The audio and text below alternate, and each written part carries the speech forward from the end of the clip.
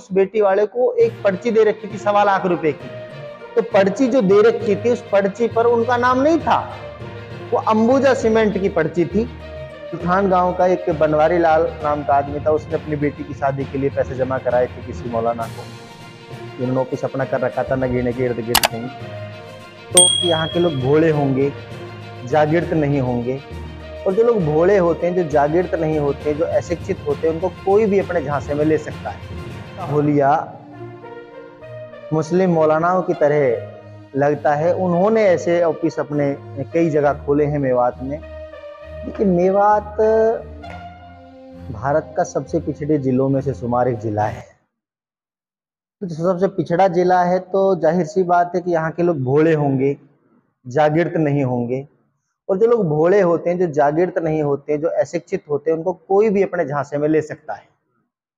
लेकिन बड़े दुख की बात यह है कि मेवात जैसे इलाके को तबलीग के नाम के लिए जाना जाता था, तो अभी जैसा हमने सुना है, देखा है कि कुछ ऐसे चोले के लोग जिनका हुलिया मुस्लिम मौलानाओं की तरह लगता है, उन्होंने ऐसे ऑफिस अपने कई जगह खोले हैं मेवात में और लोगों से पैसा जमा कराया है।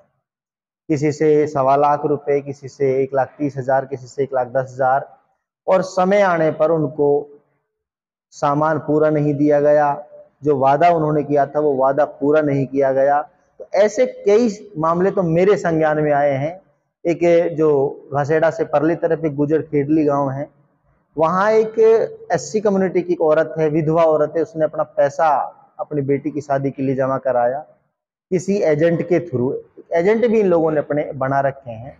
तो उस बेटी की जब शादी नजदीक आई तो आप यकीन करना कि उनके घर में मातम पसर गया, क्योंकि उनको समय पर वो सामान नहीं दिया गया। मोटरसाइकिल का वादा किया गया था, मोटरसाइकिल के नाम पर सिर्फ 30,000 रुपये उनको दिए गए, तो उनके साथ चीटिंग हुई। अभी एक मामला हमारे संज्ञान में आया 16 मार्च जो अभी गई है। एक मूलथान गांव का एक बनवारी लाल नाम का आदमी था, उसने अपनी बेटी की शादी के लिए पैसे जमा कराए थे किसी मौलाना को। इन्होंने ऑफिस अपना कर रखा था नगीने के इर्द गिर्द कहीं। तो वादा के कुछ सामान उनको दे दिया गया। बाइक का जब वादा किया था तो बाइक जब नहीं मिली तो वो व्यक्ति उनके पास गया, तो उसके साथ गाली देकर वो पेश आए।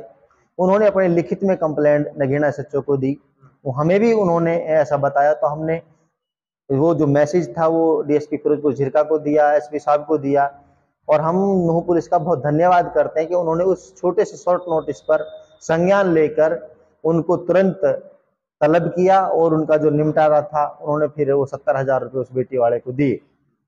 तो ऐसे मामले और भी आप लोगों के संज्ञान में आ रहे होंगे। तो मैं तमाम मेवात की जो जनता, पहले तो उनसे उनको आगाह करना चाहता हूँ, उनसे नम्र निवेदन करना चाहता हूँ कि स्कीमों के तहत शादी कराने के जो ये प्रोग्राम चलाया जा रहा है, ये टोटल एक टटलूबाजी का किस्सा कह सकते हो, टटलूबाजी से संबंधित मामला कह सकते हो, क्योंकि किसी के पास रिजर्व बैंक नहीं है, कोई सरकारी स्कीम नहीं है ये कि जिसमें आप एफडी करा दें और वहां से आपको रिटर्न मिल जाएगा।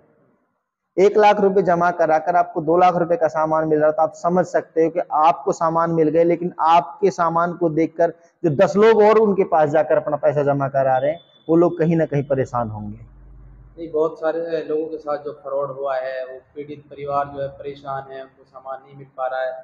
तो आप प्रशासन से या फिर जो हमारे नूह के एसपी साहब हैं उनसे क्या अपील? देखिए, नो डाउट हमारा जो नूह का पुलिस प्रशासन है वो बेहद सतर्क है, सक्रिय है, इस मामले में ईमानदार है। लेकिन प्रशासन के पास जब कोई अपने शिकायत लेकर जाएगा, लिखित शिकायत लेकर जाएगा, तभी तो कोई शिकायत पे अमल करेगा। प्रशासन के पास आप लोग जाते नहीं हो, क्योंकि आप लोग जिनके मार्फत पैसा जमा कराते हैं वो आपको जाने नहीं देते हैं।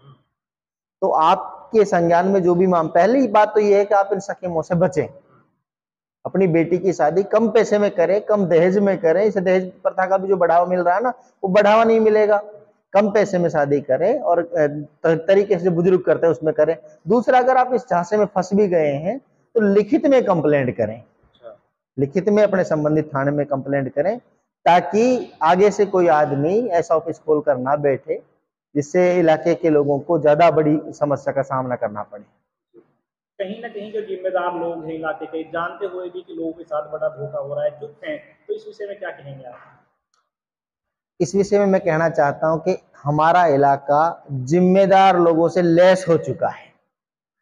सफेद वस्त्र पहनने से, बड़ा हुलिया बनाने से कोई जिम्मेदार नहीं हो जाता है। बड़ी बड़ी बातें करने से कोई जिम्मेदार नहीं हो जाता है। जिम्मेदारी कहते हैं कि समाज के प्रति वफादार हो। अगर कहीं नशा बेचा जा रहा है, जुआ खेला जा रहा है, ऐसी कोई असामाजिक एक्टिविटी हो रही है, उसको खड़ा होकर जो रुकवाने का काम करे उसको कहते हैं जिम्मेदार। और ऐसी जो बातें हैं जो मैं बता रहा हूं मेवात में, वो हर गांव में हो रही हैं। तो कोई भी गांव का जिम्मेदार, पंच, सरपंच, ठोंडा, जिला पार्षद अगर कंप्लेंट नहीं कर रहा तो आप उनको क्या कहेंगे? जिम्मेदार कहेंगे आप उनको? वफादार कहेंगे समाज का? तो जिम्मेदार अगर होते तो ये समस्या पैदा नहीं होती। इसका दूसरा मतलब ये कि समाज में जिम्मेदार लोग बहुत कम हैं। जिम्मेदार लोग जो हैं वो काम कर रहे हैं। पिछले वर्ष हमने देखा जिम्मेदारी के साथ हमारे जो बड़े भाई हैं कमांडो हिदायत खान, उन्होंने जिम्मेदारी उठाई तो बड़े पैमाने पर जो ड्रग्स का मामला था, नशे का मामला था, रोका। लेकिन उनका भी साथ सहयोग समर्थन इलाके के लोगों ने नहीं किया जो होना चाहिए था जितने बड़े पैमाने पर। तो जिम्मेदार लोगों को अपनी जिम्मेदारी समझकर ये काम करना चाहिए, काम रुक जाएगा और इलाके में अच्छा माहौल पैदा होगा। भाई ये मौलाना कह रहे हैं जो मतलब जो शादियां करवाते हैं कि हम फ्रॉड नहीं है, हम भागने वाले नहीं है, तो ऐसा क्या है इनके पास जो भागने वाले भी नहीं है, फ्रॉड भी नहीं कर रहे, फिर सामान क्यों नहीं दे पा रहे?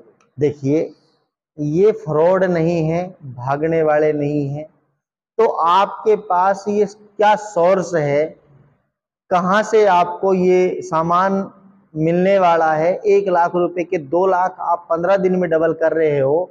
ऐसी कौन सी स्कीम है, कौन से जिन्नात आपने पाल रखे हैं जो रिजर्व बैंक से सीधा पैसा निकाल कर आपके खाते में डाल देते हैं और आप लोगों को पैसा दे देते हैं? दूसरा जो बड़ी बात है, आप इसमें समझें कि मेरे सामने जो संज्ञान में जो बात आई, जो बड़कली वाला मामला मैं आपको बता रहा हूं, उन्होंने उस बेटी वाले को एक पर्ची दे रखी थी 1.25 लाख रुपए की।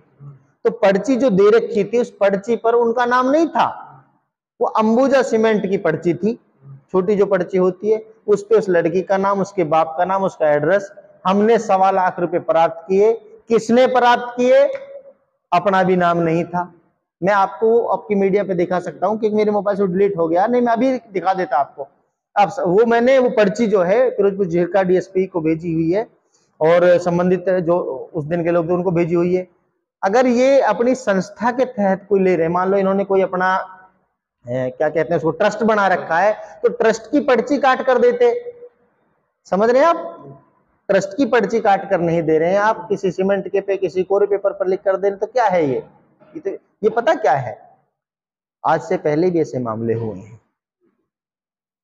ये एक प्रकार से बिल्कुल असंवैधानिक काम है, गैर कानूनी काम है और इससे बचना चाहिए इलाके के लोगों को। लंबे टाइम से आप जो है समाज सेवा कर रहे हैं और जाने माने आप समाज सेवक हैं और मेवात में बहुत अच्छा काम आप लोग करते हैं। तो मेवात की जो भोली वाली जनता है उससे क्या अपील करते हैं? इस तरह की फर्जीवाड़े से बचें, क्या कहना? पत्रकार महोदय, आपका शुक्रिया, लेकिन आपकी जानकारी के लिए आपके चैनल के मार्फत मैं बता देता हूं समाज के लोगों को, हम आज तक भी कोई समाज सेवा नहीं करते हैं। समाज सेवा नाम का कोई कॉन्सेप्ट नहीं होता है, समाज सेवी नाम का कोई कॉन्सेप्ट नहीं होता है। हम पे बैक टू सोसाइटी कर रहे हैं कि जिस समाज के हम हैं उस समाज के प्रति हमारी कुछ जिम्मेदारी है, उस जिम्मेदारी का कुछ % हम अदा कर रहे हैं। यानी इंसान है हम, तो इंसान के लिए एक सेंटेंस है, man is a social animal, मनुष्य एक सामाजिक प्राणी है। आप इससे एक शब्द हटाइए सिर्फ इस सेंटेंस से, सोशल, फिर आप सेंटेंस को पढ़ेंगे तो लिखा आएगा मैन इज ए एनिमल, यानी मनुष्य एक पशु है। तो हम पशुता में ना रहें, तो हमने सोशल जो शब्द है उसको अपनाया। तो हम समाज में रहते तो समाज को कुछ पे बैक करते हैं जो हमें समाज से लिया। हम समाज सेवा नहीं करते थे, ना करेंगे। हम समाज को जागृत करने का काम करते हैं, जो हमारे महापुरुषों का मिशन है उसको समाज को बताते हैं। तो ये भी एक मिशन का हिस्सा जो आज आपने उठाया है। आप भी अपने मीडिया के माध्यम से वलियों वाला काम कर रहे हैं, अपनी कौम को आगाह कर रहे हैं। वरना आजकल के जो पत्रकार हैं उनको जहां 2000 रुपए देके कैसी भी खबर उनसे लगवा लो वो लगा देते हैं। लेकिन आपको मैं सैल्यूट करना चाहता हूं कि आपने इस इतने बड़े अहम मुद्दे को अपने इस सोशल मीडिया, ग्लोबल मीडिया जो है इसमें जगह दी। शुक्रिया।